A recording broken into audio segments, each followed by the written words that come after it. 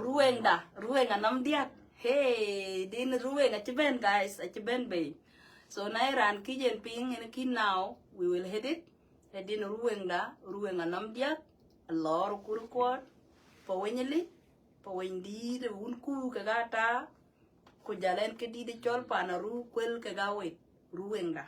Di de chiben big guys, hit it. Choli jog ling, di de lo di rueng ke kon jog ling, tik ku jadud jola ding keding ku jayum nyala tir karo an ki nambat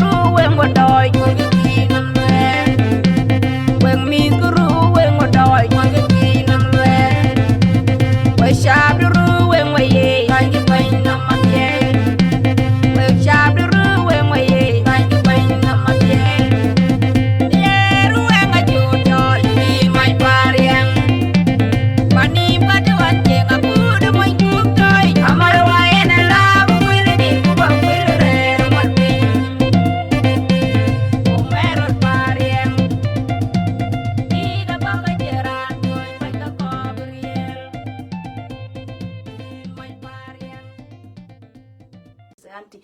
Thank you, baby girl. Thank you, Sarah Kwal. So din di